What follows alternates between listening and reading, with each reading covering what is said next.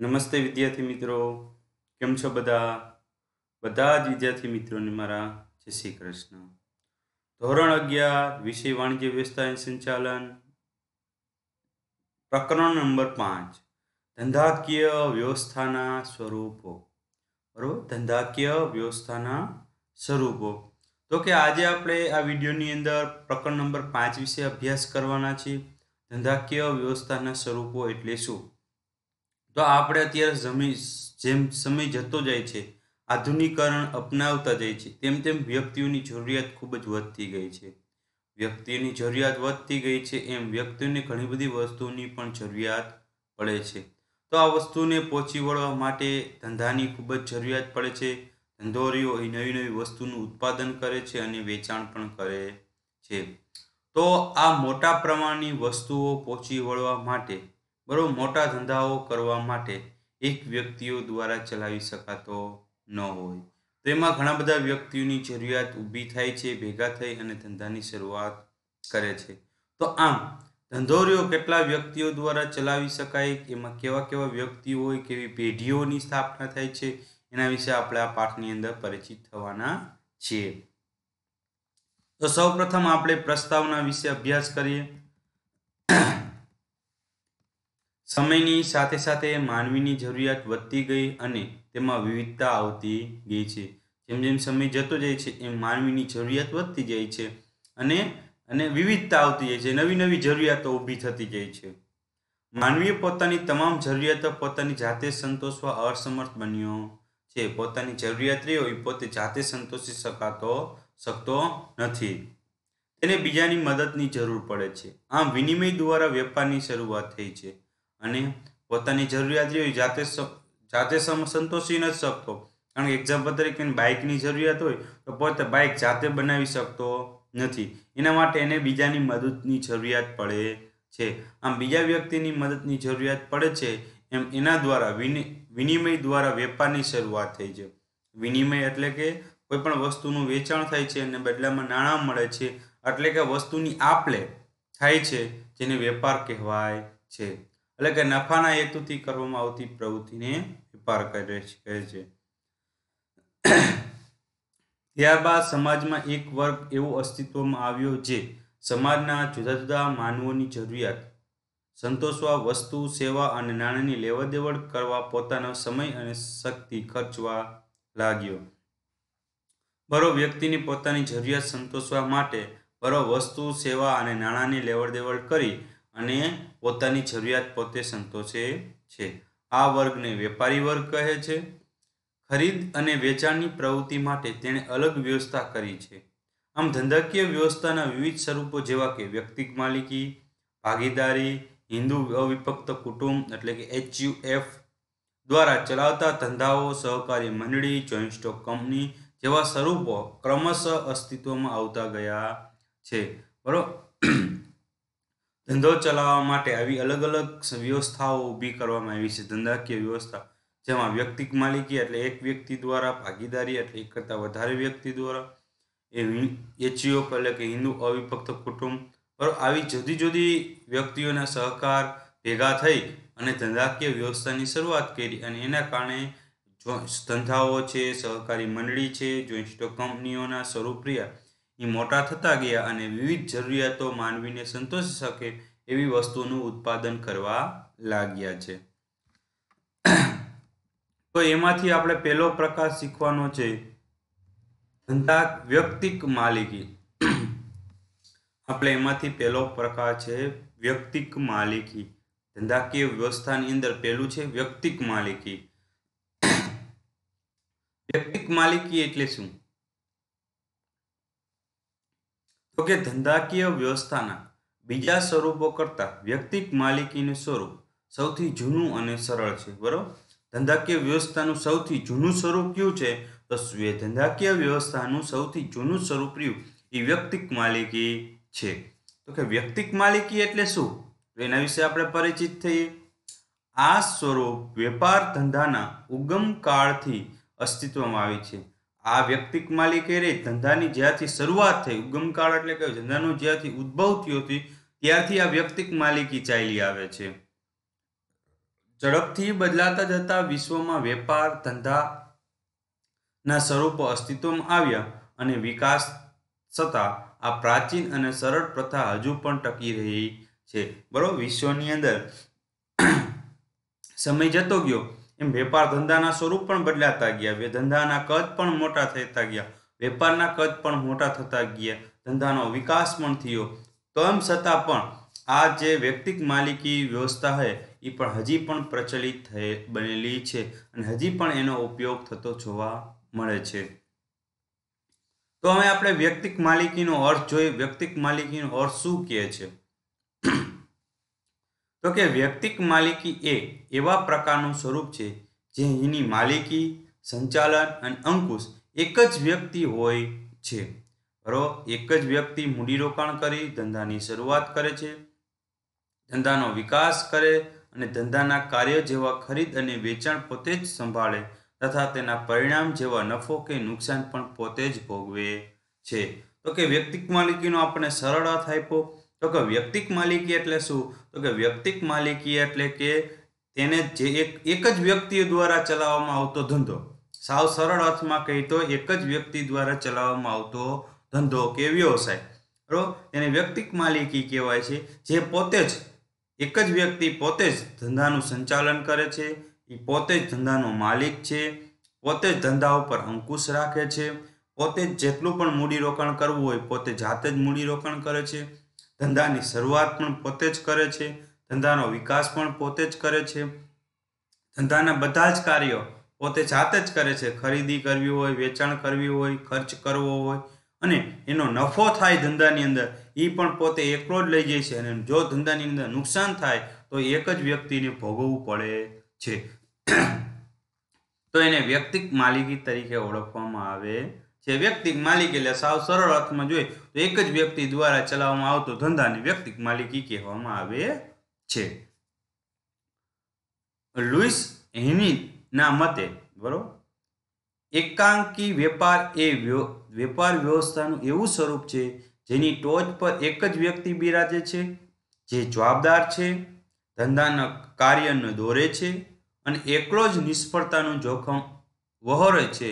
આ વ્યાખ્યા પરથી સમજી શકાય કે એકાકી વેપારી કે વ્યક્તિક માલિકી એકલો જ સમગ્ર રીતે જવાબદાર છે.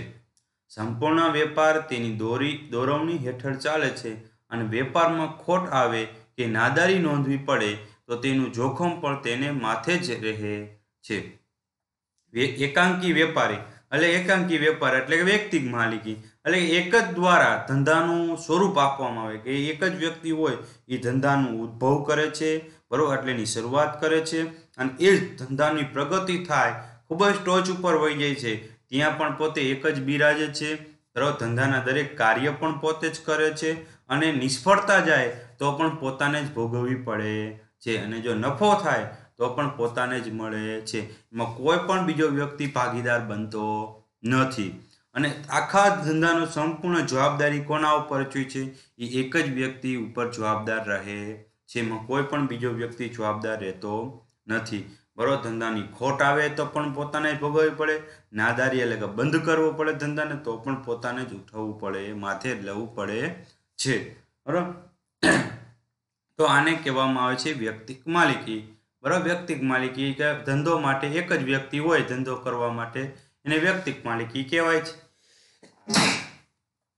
ચાલો હવે આપણે એની લાક્ષણિકતાઓ વિશે અભ્યાસ કરીએ. ચાલો, લાક્ષણિકતાઓ. સ્થાપનાની સરળતા. વ્યક્તિક માલિકીની સ્થાપના વિધિ ખૂબ જ સરળ છે. કાયદાની કોઈ આટીઘૂટી નડતી નથી. કાયદેસરનો વેપાર કોઈ પણ વ્યક્તિ ગમે તે સ્થળે શરૂ કરી શકે છે. બરોબર, વ્યક્તિક માલિકીની સ્થાપના વિધિ કેવી છે? સાવ ખૂબ જ સરળ છે. બરોબર, એમાં કોઈ પણ જાતની તમારે કાયદાની આટીઘૂટીમાંથી પસાર થવું પડતું નથી. બરોબર, સરળ રીતે કોઈ પણ એક વ્યક્તિ ગમે તે સ્થળે પોતાની ઈચ્છા પ્રમાણે ગમે તે સ્થળે પોતે ધંધો ચાલુ કરી શકે છે. પણ જે ધંધો કરવા લાયક હોય એવો ધંધો, બીજા વધારાના ધંધા કરવાના હોતા નથી. એટલે કે વેપાર, જે વસ્તુની આપણને પરમિશન છે વેપાર કરવાની એવા વસ્તુનો ધંધો ચાલુ કરવાનો. બરોબર, બાકી એક વ્યક્તિ દ્વારા ઘણા બધા ધંધા થતા હોય છે પણ એ જે પરમિશન વિનાના એક પણ ધંધાઓ ચાલુ કરવાના નથી. એટલે આની સ્થાપના સાવ સરળ છે, બરાબર. કોઈ પણ જાતની પરમિશન લેવાની કે લેણદારો ઊભા કરવા, પૈસા ઉછીને, એવા કોઈ પણ જાતના સરકારી કાયદાઓ કે નિયમોમાંની આટીઘૂટીમાંથી પસાર થવું પડતું નથી. સાવ સરળ રીતે તમે વ્યક્તિ દ્વારા માલિકી ધંધો શરૂ કરી શકાય છે, બરોબર. અત્યારે તમે જો બજારની અંદર ઘણી બધી એવી દુકાનો હોય છે જે એક જ વ્યક્તિ, કણિયારાની દુકાન છે, બરોબર, સ્ટેશનરી છે, બરોબર, ત્યાર પછી ઘણી બધી આવી બેકરીઓ છે. આ ઘણી બધી એક જ વ્યક્તિ દ્વારા ચલાવવામાં આવતી હોય છે. એને વ્યક્તિક માલિકીના ધંધા કહેવામાં આવે છે. ચાલો, મૂડી. તો કે વ્યક્તિક માલિકીમાં માલિકી પોતે જ મૂડી રોકે છે, બરોબર. વ્યક્તિક માલિકીમાં એક વ્યક્તિએ જ મૂડી રોકવી પડે છે. જો તેને પોતાની મૂડી અપૂરતી જણાય તો તે નાણાં ઉછીના લઈને પણ ધંધામાં રોકી શકે છે. જો એને એમ લાગે કે હું ધંધો કરવા માટે નાણાં મારી પાસે પૂરતા પ્રમાણ નથી, તો બીજા વ્યક્તિ પાસેથી ઉછીના લઈ એ ધંધાની અંદર રોકે છે. આ ઉછીના નાણાં પરત કરવાની જવાબદારી પણ માલિકની જ રહે છે. અને નાણાં પરત કરવાની જવાબદારી પણ કોને લે છે? જેનો માલિક હોય ધંધાનો એને જ રહે છે. અને માલિક કેટલા હોય? તો કે એક જ હોય છે. વ્યવસ્થા શક્તિ, બરાબર. વ્યવસ્થા શક્તિ. વ્યક્તિક માલિકી પોતે જ ધંધાની વ્યવસ્થાપક છે, બરાબર. વ્યક્તિક માલિકી અંદર ધંધો કરનાર એક જ વ્યક્તિ ધંધા વ્યવસ્થા કરે છે કે કઈ રીતે ધંધો ચલાવવો, ક્યાં ચલાવવો, બરાબર, કેવી રીતે બધું મેનેજમેન્ટ કરવું, ગોઠવણી કરવી, બધી જ કામ રહ્યું એ એક જ વ્યક્તિ કરે છે. સામાન્ય રીતે માલિક પોતે જ ખરીદ, વેચાણ, ઉઘરાણી, હિસાબી કામકાજો તેમજ અન્ય વ્યવસ્થા સંભાળે છે. એક જ વ્યક્તિ બધું કામ કરવાનું, ખરીદી કરે, વેચાણ કરે, ઉઘરાણી કરે, હિસાબ રાખે, બરાબર, બધું જ કામ એને જ કરવાનું હોય છે. તે પોતે જ માલિક છે અને પોતે જ સંચાલક છે. જરૂર પડે તો કુટુંબના સભ્યો, સગાને કે પગારદાર વ્યક્તિની મદદ લઈ શકે છે. જો એને ધંધાની અંદર એવી ખાસ જરૂરિયાત પડે તો પગારદાર વ્યક્તિ તરીકે પોતે ધંધાની અંદર નિમણૂક થઈ શકે છે, નિમણૂક કરી શકે છે.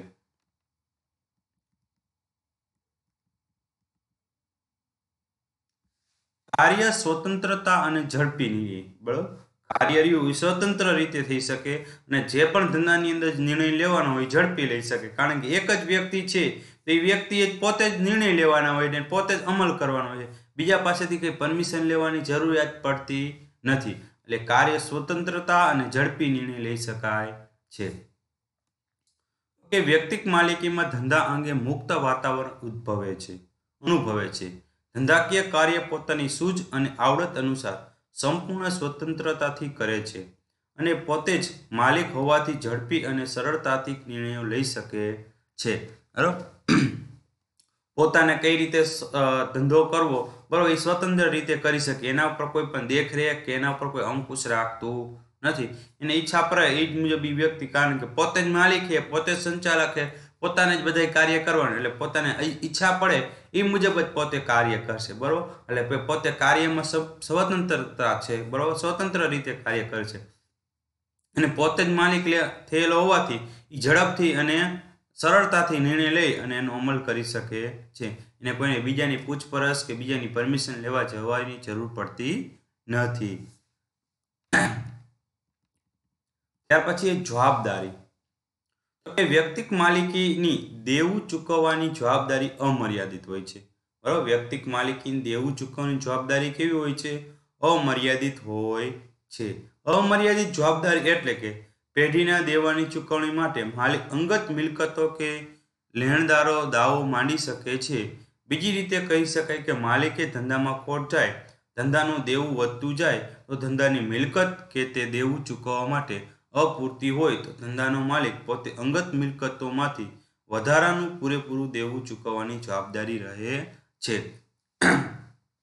એટલે વ્યક્તિક માલિકીની અંદર જવાબદારી રહી અમર્યાદિત હોય છે. કારણ કે જ્યારે તમે ધંધો શરૂ કર્યો છે, તો ધંધો શરૂ કરવા માટે કોઈ વ્યક્તિ પાસેથી ઉછીના નાણાં લીધા છે, સગા સંબંધી પાસેથી અથવા તો કોઈના પાસે વ્યાજે કોઈના પાસેથી તમે ઉછીના નાણાં લીધા છે, બરાબર, તો એ આપણા લેણદારો થયા કહેવાય. હવે કદાચ જો તમે આ લેણદારો દાવો માંડે કે ભાઈ આ વ્યક્તિ મારા નાણાં ચૂકવતો નથી, તો તમારે ધંધાની અંદર ખોટ જાય છે, તો તમારે બધું જ દેવું રહ્યું એ તમારે એ લેણદારને ચૂકવવું પડે છે. કે અંગત અમુક સમય કે તમારી પાસે દેવું ભરપાઈ થાય એમ ન હોય તો તમારી અંગત ધંધાની મિલકતો વેચી બરાબર, અથવા તો તમારી અંગત મિલકતો વેચી અને એ તમારે દેવું ભરપાઈ કરવાની જવાબદારી રહે છે. એટલે આ તમારી જવાબદારી કેવી છે? અમર્યાદિત છે. કે તમારે જે ધંધાની અંદર તમે જે દેવું કર્યું છે એ દેવું ચૂકવવાનો સમય આવે તો તમારી પાસે નાણાં ન હોય તો તમારે અંગત મિલકત વેચીને પણ એ દેવું તમારે ભરપાઈ કરી દેવું પડે છે. તો એને અમર્યાદિત જવાબદારી કહેવાય છે. રહસ્યોની જાળવણી. વ્યક્તિગત માલિકીમાં વેપારી પોતાના ધંધાનો એકમાત્ર માલિક હોવાથી રહસ્યની ગુપ્તતા જાળવી શકે છે. બરોબર, રહસ્યની જાળવણી થઈ શકે છે કારણ કે એક જ વ્યક્તિ છે બરોબર, અને એ એક જ વ્યક્તિ બધા જ કાર્ય કરવાના છે. તો એમાં કોઈ પદ્ધતિથી કે ટેકનિકથી કોઈ કામ કરતું હોય, કોઈ રહસ્યની જાળવણી રાખવી હોય તો આ બાબતની અંદર રહસ્યની જાળવણી રહી શકે છે. જો એક કરતાં વધારે વ્યક્તિઓ કામ કરતા હોય, 10-15 વ્યક્તિ કામ કરતા હોય તો એ વ્યક્તિની અંદર રહસ્યની જાળવણી થઈ શકે નહીં. કારણ કે કોઈ પણ વ્યક્તિને આવડત હોય તો બીજાને કહેવાની શક્યતા રહે છે. આમ તો માલિક પણ પોતે છે, સંચાલક પણ પોતે જ છે બરાબર, બધું જ કાર્ય પોતે જ કરવાનું છે અને ધંધો પોતાનો જ છે. નફો વધારે થશે તો પોતાને જ મળશે. એટલે રહસ્ય આમાં જે પણ હોય આ ધંધાની અંદર તો એ જળવાઈ રહે છે. અંગત સંપર્ક. વ્યક્તિગત માલિકીમાં વેપારનું કાર્યક્ષેત્ર મર્યાદિત હોવાને લીધે ગ્રાહકો સાથે અંગત સંપર્ક જાળવી શકાય છે. બરોબર, આનું કાર્યક્ષેત્ર એટલે કે આપણે એક જ વ્યક્તિ સાથે જતું હોય એટલે આપણે મોટું કાર્યક્ષેત્ર ન હોય, મર્યાદિત હોય કે તમે આજુબાજુ વિસ્તારની અંદર તમે વેચાણ કરી શકો છો, જેથી કરીને તમે ગ્રાહકોનો અંગત સંપર્ક સાધી શકો છો કે એની સાથે વાતચીત કરી શકાય છે. ગ્રાહકોની બદલાતી જતી અભિરુચિ, જરૂરિયાતો, ફેશન, માંગ વગેરે પર ધ્યાન રાખીને ગ્રાહકને વધુ સંતોષ આપી શકાય છે. બરોબર, ગ્રાહકો સાથે અંગત સંપર્ક થવાથી બરોબર એની જરૂરિયાત કેવી છે, એને કેવી ફેશન, એની માંગ કેવી છે, આ દરેક બાબતો ઉપર આપણે નિર્ણય લઈ અને પોતાની જરૂરિયાત અનુસાર આપણે વસ્તુનું વેચાણ કરી અને આપણે વધુ નફો કમાઈ શકીએ છીએ. ત્યાર પછી માલિકી અને સંચાલનનું ઐક્ય. વ્યક્તિગત માલિકીમાં જે માલિક હોય છે તે જ સંચાલક હોય છે. વ્યક્તિગત માલિકીમાં શું હોય છે?